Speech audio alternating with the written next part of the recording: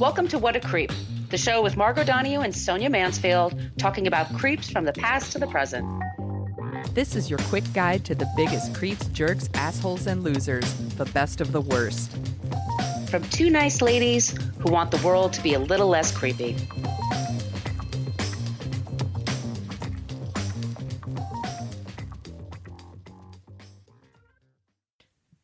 Welcome back to What a Creep. This is Margot Donahue, and my cohort in creepitude, as always, is the amazing Sonia Mansfield. Hey, Sonia.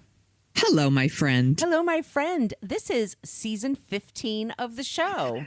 What? And since we do 10 episodes per season, that means we've done 150 shows about creeps. A drop in the creepy bucket. It is indeed a mere creepy drop in a creepy bucket. But we thank you all. If this is your first time listening to the show, welcome. We talk about creeps from the past to the present. Today, we're talking about a couple of 90s till now creeps. Yeah. And if you're from outside the U.S., you're going to be like, who the hell is this? But it's going to be fun because it's the Loveline dudes, Adam Carolla and Dr. Drew Pinsky. Yes. In the meantime, let me just let you know, if you want to follow us on social media, we do have a basic Facebook page, What a Creep, but we don't really follow it. It's just a place for people to complain about our language. We use salty language in this program, so just to warn Fuck you now. Yeah. Fuck shit. Damn it. If those sort of Tourette's-like, outbursts bother you, you may not want to listen to the show. This may not be your show. No. You can follow us on Twitter at CreepPod because somebody had What a Creep on Twitter for 10 years and never used it. Fucking creep. And we're on Instagram, What a Creep Podcast. Sonia's had some caffeine today, I think. I have. I've had actually quite a bit.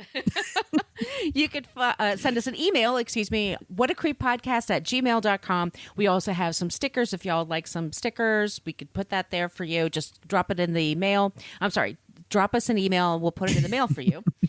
Also, it's a great place to send us suggestions for creeps and also non-creeps. Those are always the tougher ones sometimes for us to find today. Sonia, do you want to talk to them about the website? Yes, I do. You can go to whatacreeppodcast.com and it's everything you ever wanted to know about our show, but we're afraid to ask. I don't know what you would be afraid to ask, but if you're really afraid, you could send us an email and that's fine. But it has links to almost all of our episodes because our first 4 seasons are behind the Patreon wall. There's also a link to our Patreon page. More on that in a minute. And there's a link to our merch shop where you can get t-shirts and journals and tote bags and all kinds of awesome shit that has our logo or it says, damn it, Max, or masked and vaxxed or, all kinds of. Maybe next year. Yeah, maybe next year. Yeah, you froze and went away. You froze and you made the funniest expression. Was it like this? Yeah, kind of like that. Yeah, awesome. I love it when that happens. Anyway, if you want to support this high-tech show, we have a Patreon page. Go to Patreon, look up What a Creep Podcast. We put our first 4 seasons up there. Plus, we send out 2 bonus episodes a month, and we put out a newsletter every month. And we may be doing a thing where we put it out. You could do a yearly membership. That's a new thing that they're doing on Patreon. So we'll probably start doing that on April 1st because it's going to start the 1st of the month. But you pay for ahead of time, and then you don't have to worry about it for a year. Isn't that exciting? Yeah, it is exciting. And maybe we'll send you like an extra special treat if you do that. If you do that. I want to thank Danita, Laura, Amy, and Corey, all of them for signing up for Patreon. We totally appreciate it. We also want to thank Rain12, a 5-star review on iTunes. Every once in a while, I'm getting a weird buzzing sound, Sonia. So. Oh, I'm so sorry. I hope it's not on my end. I don't know. Hmm? Anyway, so thank you for that. Sonia, I guess that's it. Let's get into it today. Let's talk about our creeps. Yes, creeps. I thought maybe we could kick off the first 15th season with our first episode and do like a little undynamic duo. I couldn't think of something clever. I got nothing. Anyway, we're going to talk about Loveline creeps. That's Dr. Drew and Adam Carolla. Sources for this episode include ABC News, The Atlantic. There's a Tumblr called Calling Out Carolla. Ooh, I gotta see that. The Daily Beast, Jezebel, the Los Angeles Times, the New York Post, SFGate, both of their Twitter accounts. It's Plenty incriminating. Oh my God, yes. Just go to their Twitter. Because I'm so fucking fancy, I also went to the United States Department of Justice website. That's right. What? That's right, everybody. That's some... No, I just linked to it. Like, I found it through another article, but I did go and I read about it. So there you go. Vulture, the Washington Post, and of course, all the Wikipedias, which I will link in our show notes. Everything is linked in our show notes. We're not just making shit up. We have sources. We source everything. People who listen to the show know I notoriously mispronounce names and I mishmash names, but it is never like a cruel intentional thing. Right. It's just I can spell things very well. I cannot pronounce them. So Adam Carolla is a radio personality, comedian, actor, podcaster. He's also a poster boy for toxic masculinity and a bit of a misogynist creep.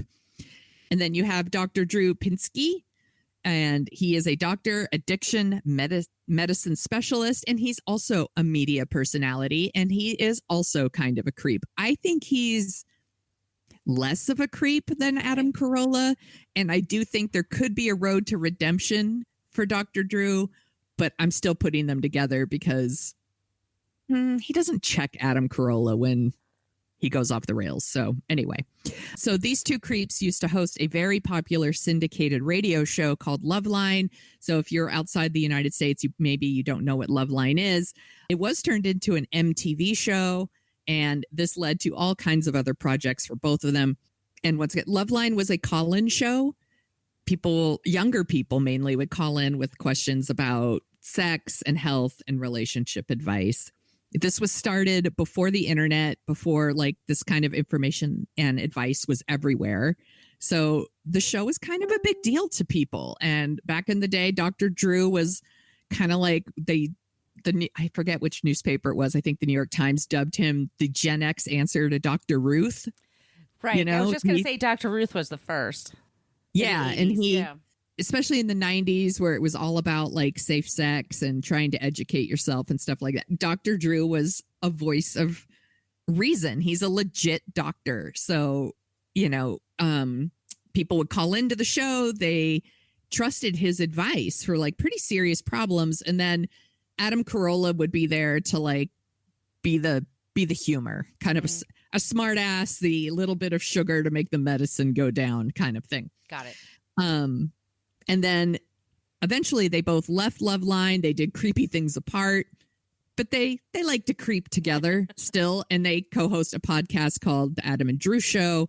So I'm going to start with the lesser of two creeps. And I'm going to start with Dr. Drew. David Drew. He was born a doctor. No, David Drew Pinsky was born September 4th, 1958 in Pasadena, California. His father was Morton Pinsky, and he was a doctor. And his mother was Helen Stanton, and she was a singer and actress. She did a few movies. Oh. I've never seen them. The Big Combo, Four Girls in Town. These were all in the 50s. Oh, interesting. So, yeah.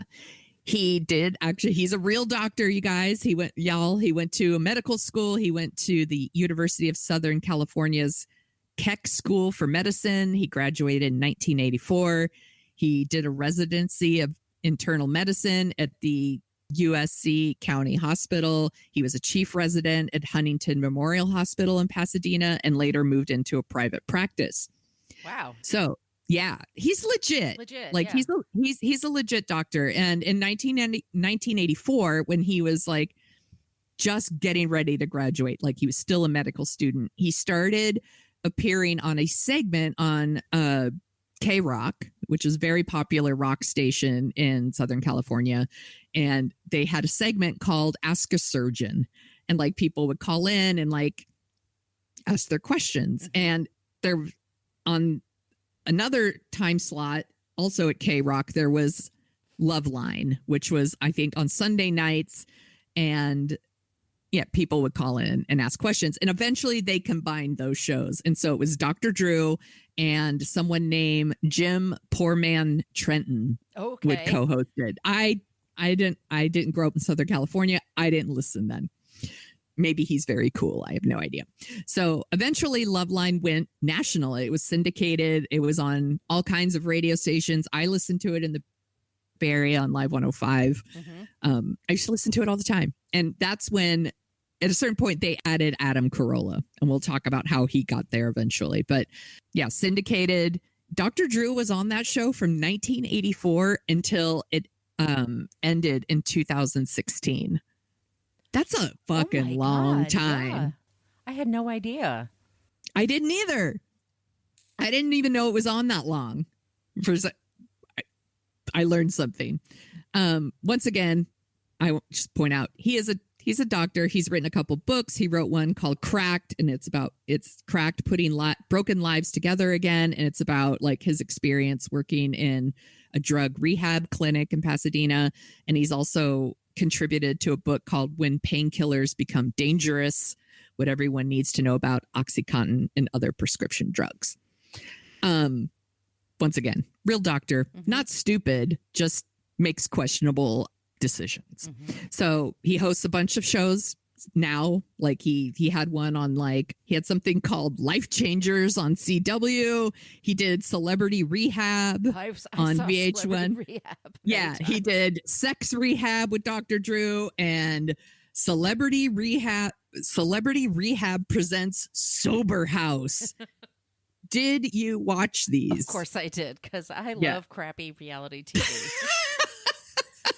And so it was sad. It was very sad. It was people like Mackenzie Phillips, people who had addiction issues. Jeff Conway was on there just before he died. Gary Busey was on there. It's just all kinds of people with these drug issues, and it's terrible. And you hope people get help, and they're getting help from it. But it's tough to treat drug addiction. Absolutely. And these shows I would say they're very polarizing. Like some people said these are great shows that help other people who watch it and realize that they have their own problems. They learn from them. They learn coping skills. They realize that maybe treatment isn't just for celebrities too, stuff like this. So it definitely has that aspect, but it also, it seemed exploitive to people. Not seemed. It was exploitive too. Right. And, one season they had Heidi Fleiss and they had Tom Sizemore, and she filed domestic violence charges against him before that. So even putting them in there was that's super exploitive. And, I think they had 5 celebrity rehab people died in a span of 2 years. And, that's not Dr. Drew's fault, but it's problematic. It's morally questionable, how much it was actually helping these people to be on camera. Because they would do things like they'd go into detox. So some of them would be vomiting. And getting the chills, and then they would have really bad outbursts. And does that really help them in the long run? I think Mackenzie Phillips has said she appreciated it, it did help her, but no one knows what Gary Busey's thinking. But that hasn't changed. Not even Gary Busey, actually. He has no idea. And he doesn't do those shows anymore. He certainly wasn't comfortable with getting the blame for people overdosing and dying. So he does not do those, but he now co-hosts podcasts with Adam. He does his own Dr. Drew podcast. He does Life with Dr. Drew, and he does one called Dr. Drew After Dark, which no, thank you. That sounds like an OnlyFans thing, but apparently it's a podcast. Anyway, here's a few creepy things about Dr. Drew. Dr. Drew was the voice of 1-800-GET-THIN, which was a lap band surgery company. Oh, awesome. They had lots of radio ads, and they would put billboards, all this stuff. And in 2011, the FDA actually warned 1-800-GET-THIN to stop downplaying the risks of lap band surgery. Yeah, it's serious surgery. Yeah, and Dr. Drew's ads were it's nothing at all. It's so easy to get a lap band surgery. And the FDA accused them and several of their surgery centers with misleading advertising, and they just never would disclose the risk. 5 people died from that surgery. Jesus.